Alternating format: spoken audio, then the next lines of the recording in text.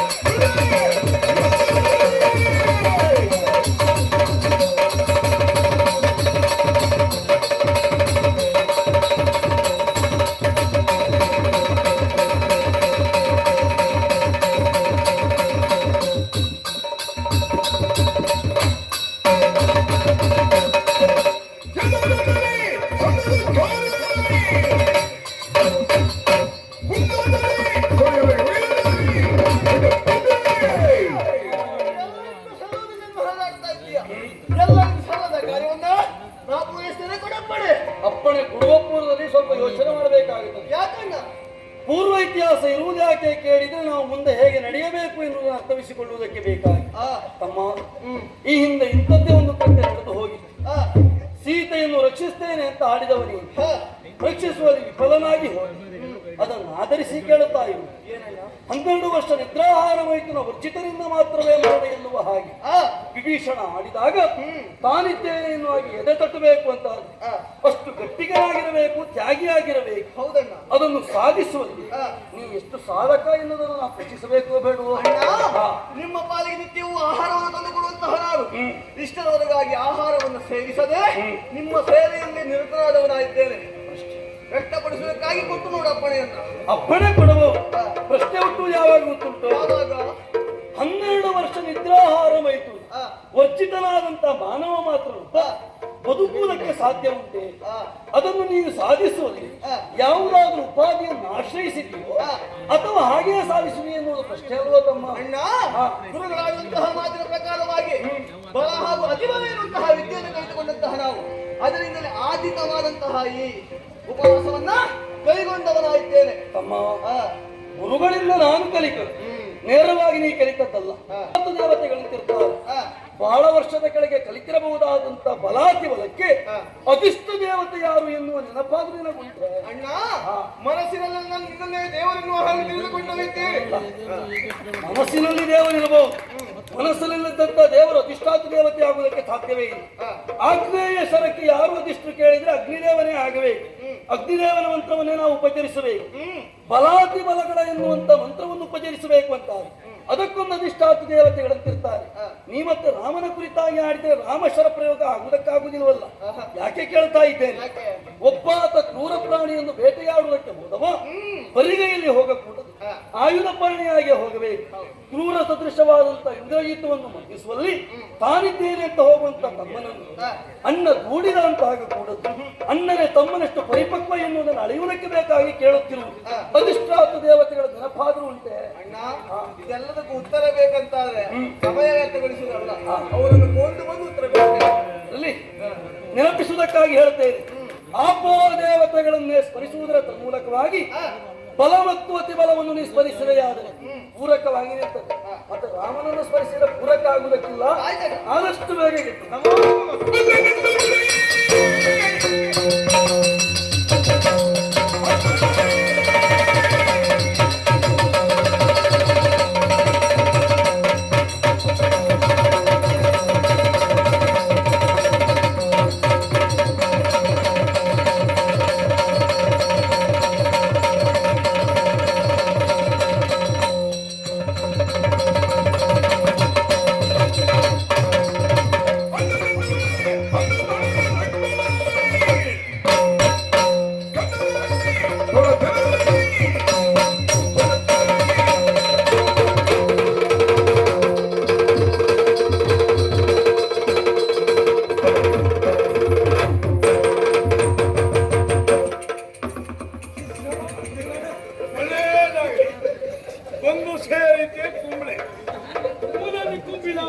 ಗಂಗೊಳ್ಳಿ ಅಲ್ಲ, ಗಂಗೊಳ್ಳಿ ನಾವು ಕುಂಬಳ ಹೇಳಿದ್ದೀನಿ. ಮೂಲ ಇಲ್ಲಿ ಓ ಮೇಘ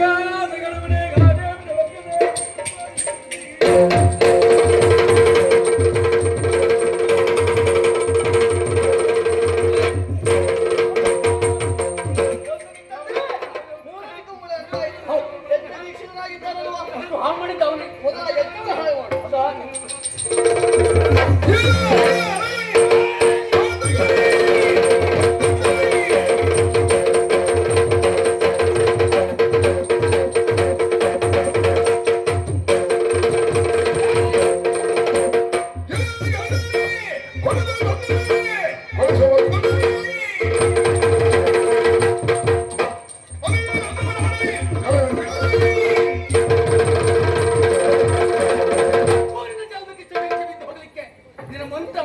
ಮಂತ್ರ ಬಾಯಲ್ಲಿ ಮನೆ ಬರ ಕೆಟ್ಟ ಮನೆ ಯಾಕೆ ನಿನಗೆ ಹೇಗಂತು ಒಳ್ಳೆ ಕುಕ್ಕುವ ನಿನ್ನ ಅಪ್ಪ ಕುಕ್ಕುಟ ಪಾಪಿ ಮಗನೇ ಮೋಸವೇ ಮೋಸವೇ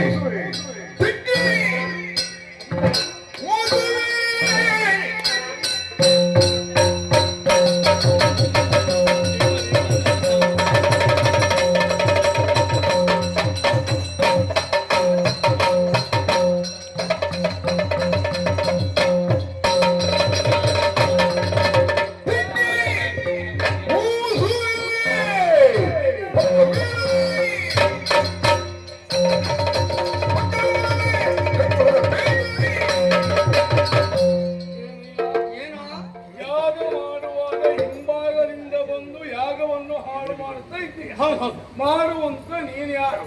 ವಿಳಾಸ ಉಂಟ ನಿನಗೆ? ಇದ್ರೆ ನಿನಗೆ ಹಾಕೋ ಕೇಳಿ ಬಹುಶಃ ನಿನಗೆ ಆಧಾರವೇ ಇಲ್ಲವ? ಆಧಾರ ತಿರುವುದೇ ಇಲ್ಲ ನಾವು. ಆಧಾರ ಇಲ್ಲ ಇದ್ರೆ ಹೇಳ. ನಿನ್ನ ತಿಕ್ಕಿ ಮೂಸುವೆ. ಮುಸ್ಕಿ ತಿಕ್ಕಿ ಹೌದಪ್ಪ. ಪಾಪಿ ಮಗನೇ ನನ್ನ ವಿಳಾಸ ನಿನಗೆ ಬೇಕು.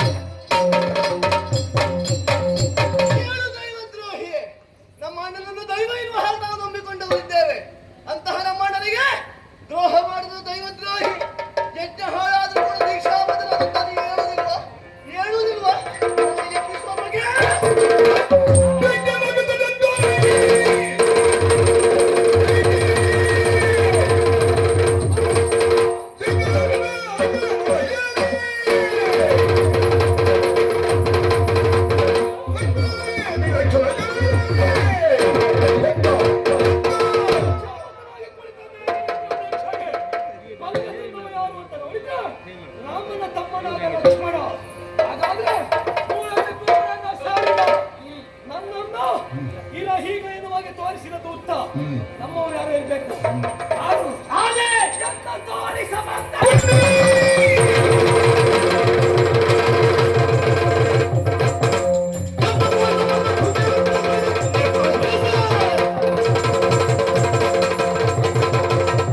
ನಿನ್ನ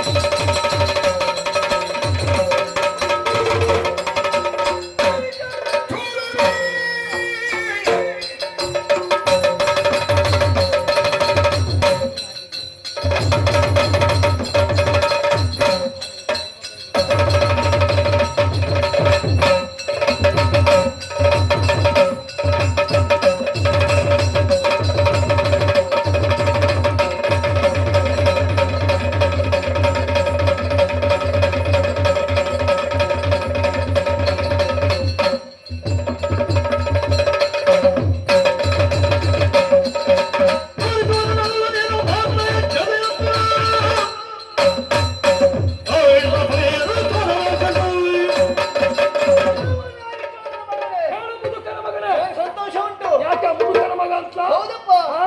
ನಮ್ಮಪ್ಪ ಮುದುಕನೆ. ಹಾ. ನಿಮ್ಮಪ್ಪನ ಹಾಕ ಕಳ್ಳ ಅಲ್ಲ. ಅಲ್ಲ ಅಲ್ಲ ಹೇಳ್ಕೊಂಡು ಬಂದದಷ್ಟೇ. ಆಗ್ಲಿ ಬಿಡು. ಹಾ. ನಿಮ್ಮಪ್ಪ ಕಳ್ಳ ಇದ್ದಾಳೆ. ತೊಂದ್ರೆ ಇಲ್ಲ.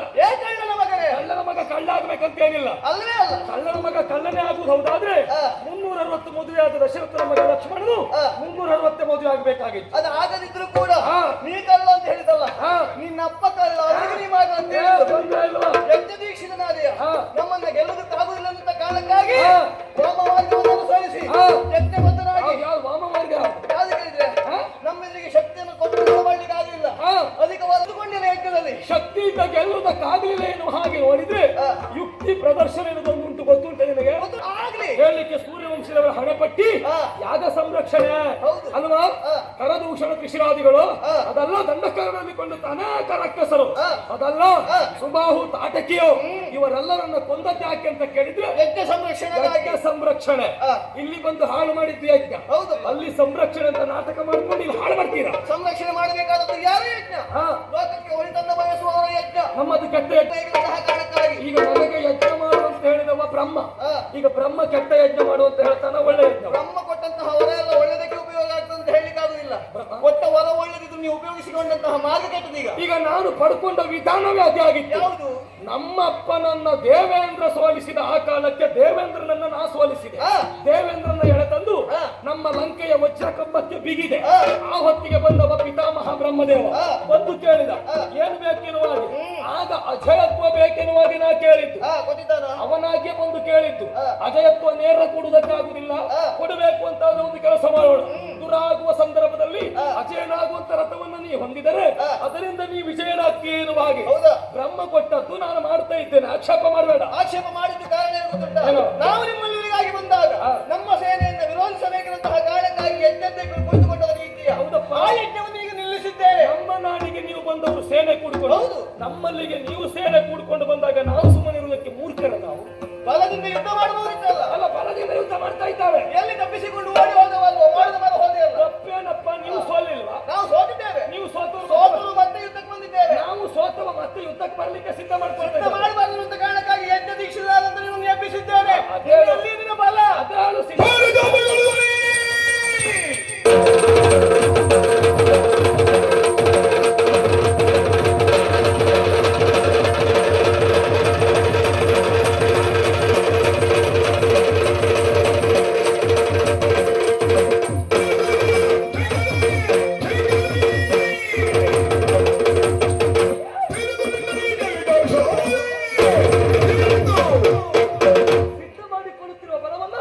ಧ್ವಂಸ ಮಾಡುವುದಕ್ಕಾಗಿ ಬಂದದ್ದು.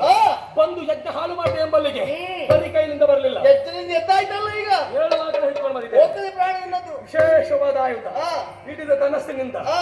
ಒಂದು ಬಾಣ ಬಿಟ್ಟರೆ ಹಾ. ನಿನ್ನ ಪ್ರಾಣ ಹೋದಿತ್ತು.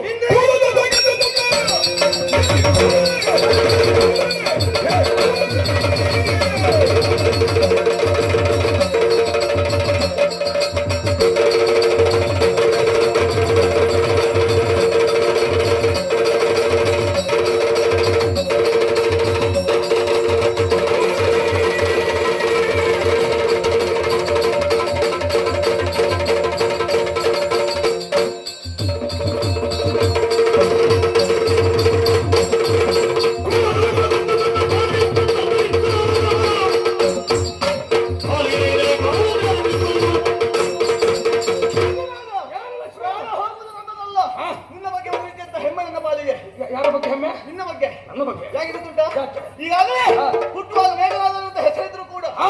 ಇಂದ್ರ ನನಗೆ ಇಂದ್ರಜಿತನಂತ ಹೆಸರಿಗೆ ಮಾತ್ರ ಆದವ. ಹಾ. ನಿನ್ನ ಹೆಸರು ಈಗ ಉಳಿಯಬೇಕು ಅಂತ ಆದ್ರೆ ಹಾ. ಕೂಡ ತಾತ ನಿನ್ನಪ್ಪ ಕದ್ದು ತಂದಂತ ಸೀದಾ ಮಾತಿನ ಅಣ್ಣನ ಕಾಲಿಗೆ ಓದ್ತಿತ್ತು. ನಾವು ಕದ್ದು ತರ್ತೇವೆ, ನೀವು ಬಿಟ್ಟು ಹೋದದ್ದಕ್ಕೆ. ಬಿಟ್ಟು ಹೋಗುವ ಮಾಡಿದ್ದೇವೆ. ನಾವು ಕದ್ದು ತಂದಂತ ಹೇಳ್ಬೇಡಿ. ಹಾ. ಪಾಪ ಅವಳು ಒಬ್ಬಳೇ ಇದ್ದಿದ್ದು, ಅಲ್ಲಿ ಇರುವುದು ಬೇಡ, ಒಬ್ಬಳೇ ಅಂತ ಕರ್ಕೊಳ್ಬೋದು. ಪಾಪನ ಮತ್ತಿಗೆ ಪಾಪ ಅಂತ ನನಗೆ ಗೊತ್ತುಂಟು. ಹಾ. ಒಬ್ಬಳು ಇರುವಾಗ ಮಾಡಿದ್ಯಾರು. ನೀವು ಹೆಡ್ರ ಕೇಳ್ತೇವೆ. ಯಾಕೆ? ಆ ಕಾಡಿನಲ್ಲಿ ಒಬ್ಬೊಬ್ಬರನ್ನ ಬಿಟ್ಟು ಹೋಗ್ತಿರಲ್ಲ, ನಿಮ್ಮ ಬುದ್ಧಿ ಇರುತ್ತೆ. ಒಮ್ಮೊಮ್ಮೆ ನಾವು ಕಾಲನ ಕೈಗೆ ಸಿಗ್ಬೇಕಾಗ್ತದೆ.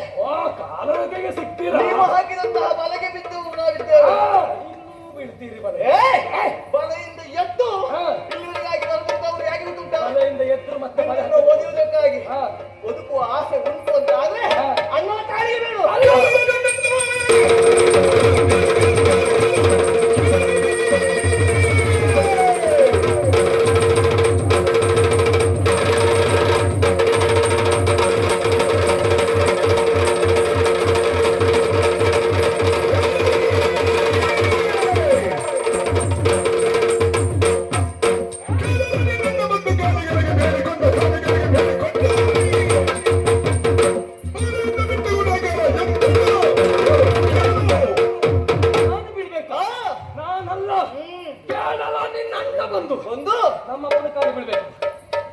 ಕೊಡು ರಾವಣ ಅಂತ, ನೀನು ಬೀಳ್ಬೇಕು ಅತ್ತಿಗೆ ಬಿಡು ರಾವಣ ಅಂತ, ಆಮೇಲೆ ಯೋಚನೆ ಮಾಡಿ.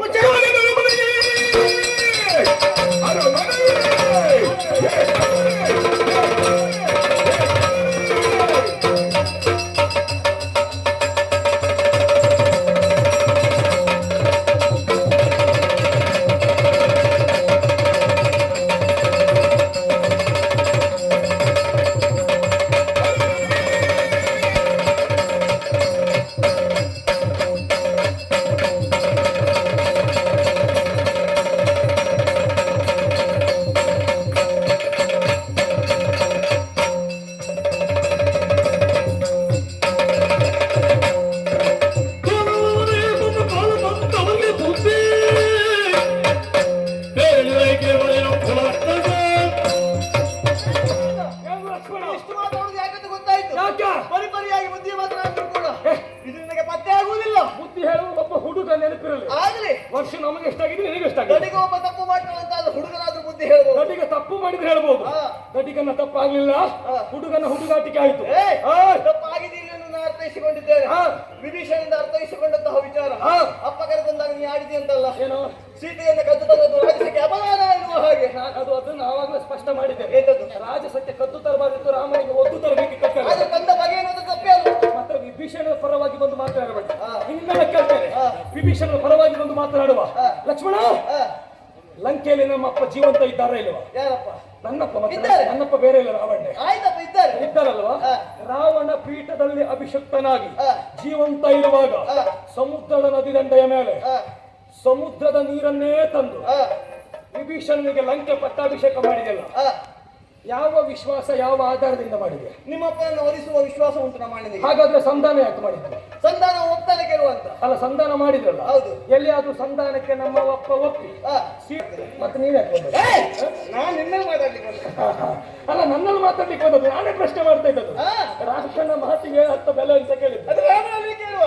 ಯಾಕೆ ಗೊತ್ತುಂಟ, ಅಣ್ಣ ಮಾಡಿದಂತಹ ವಿಚಾರ ಸಂಕಲ್ಪ ಪೂರಿತವಾಗಿ ಯಾರಾದ್ರೂ ಕಾರ್ಯ ಮಾಡ್ತಾರೆ. ಈಗ ರಾಮನ ಬೆನ್ನಿಂದ ಬರುವವ ಲಕ್ಷ್ಮಣ, ರಾಮನ ನೆರಳೇ ಲಕ್ಷ್ಮಣ ಅಂತೆ. ರಾಮನ ಮನದ ಇಂಗಿತವನ್ನ ತಿಳಿದು ವ್ಯವಹರಿಸುವ ಯಾರು? ಶಂಕರಿಂದ ಬಂದ್ರೆ ತೀರ್ಥ, ಅಣ್ಣನ ಬಾಯಲ್ಲೇ ಬರ್ಲಿ. ರಾಮನ ಮನದ ಇಂಗಿತವನ್ನ ತಿಳಿದು ವ್ಯವಹರಿಸುವ ಯಾರು? ಯಾರು? ಯಾರು? ಆಯ್ತು, ನಾನು ಹೇಳು. ಲಕ್ಷ್ಮಣ.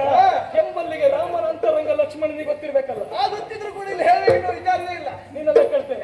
ನೀನು ಜಾನಕಿಯ ಗಂಡನ? ನೀನು ಜಾನಕಿಯ ಗಂಡನ? ಏನ್ ಮಾತಾಡ್ತೀಯ? ಕೇಳು, ನೀನು ಜಾನಕಿಯ ಗಂಡನ ಕೇಳು. ಅಲ್ವೇ ಅಲ್ಲ, ಹಾಕಲ್ಲ. ಗಂಡನ ತಮ್ಮ ಇದ್ದೇನೆ. ನೀ ಜಾನಕಿಯ ಗಂಡ ಅಂತೆ ಯಾರು ಹೇಳಿದ್ರು? ಯಾರು ಹೇಳಿದ್ರು? ನಿನ್ನ ಹೆಂಡತಿ ಯಾರು? ನನ್ನ ಹೆಂಡತಿ ಯಾರು ನಿನ್ನ ವಿಚಾರ ಅಲ್ಲ. ನಿನ್ನ ಹೆಂಡತಿ ಯಾರು? ಯಾರು ನಿನಗೆ? ನಿನಗೆ ನನ್ನ ಹೆಂಡತಿ ವಿಚಾರ ಹೇಳಿ ನೀನು ನಾನು ಇವನ ಹೆಂಡತಿ ಯಾರು ಅಂತ ಗೊತ್ತಿಲ್ಲ. ಹೆಂಡತಿ ಬಿಡಿಸ್ಕೊಳಕ್ಕೆ ಬಂದಿದ್ದೆ. ಈಗ ಪ್ರಾಣ ಕಳೆದುಕೊಳ್ಳುವಂತಹ ಜಾನಕಿಯ ಗಂಡನ? ಬದುಕುವ ಆಸೆ ಉಂಟು ಅಂತ ಆದ್ರೆ ಸೀತಾ ಮಾತನ್ನು ಹಿಂದಿರುಗಿಸು. ಜಾನಕಿಯ ಗಂಡನ ಕೇಳಿದೆ. ಯಾಕೆ ನಿನಗೆ? ನನ್ನ ಹೆಂಡತಿ ಯಾರು ನಿನಗೆ? ಊರ್ಮಿಳ ಹೆಂಡತಿ. ಊರ್ಮಿಳ ಯಾರ ಮಗಳು? ಊರ್ಮಿಳ ಯಾರ ಮಗಳು? ಯಾರ ಮಗಳು ನಿನಗೆ? ಏನಪ್ಪ, ನಮ್ಮ ಅತ್ತೆಯ ಮಗಳು. ಜಾನಕಿ ಅಂದ್ರೆ ಸೀತೆ ಒಬ್ಬಳೆ ಜಾನಕಿ ಅಲ್ಲ, ಜನಕ ರಾಜನ ಮಕ್ಕಳೆಲ್ಲರೂ ಜಾನಕಿ ಆಗ್ಲಿ ಎಂಬಲ್ಲಿ ಊರ್ಮಿಳೆಯೂ ಜಾನಕಿ. ಜಾನಕಿ ಆಗ್ಲಿ. ನಾನೀಗ ಇದ್ದದ್ದು ನಮ್ಮ ಅತ್ತಿಗೆ ಜಾನಕಿ ಒಂದಿಗೆ. ಹೌದಪ್ಪ, ನಾನು ನಿನ್ ಹೆಂಡತಿ ಯಾರು ಜಾನಕಿ ಗಂಡನ ಕೇಳಿದ್ದು, ನೀ ಯಾರು ಜೊತೆಗಿದ್ದೆ ಅಂತ ಕೇಳಿದಲ್ಲ. ಒಂದು ವಿಚಾರ ಗೊತ್ತುಂಟ, ನಾವು ಮಾತಾಡುವಾಗ ಇಲ್ಲಿ ಎಳೆವಿ ಬರಬಾರ್ದು, ಆಲೋಚನೆ ಮಾಡಿ ಮಾತಾಡ್ಬೇಕು. ಹೌದು ಕೇಳಿದ್ರೆ ಅಣ್ಣನ ಜೊತೆ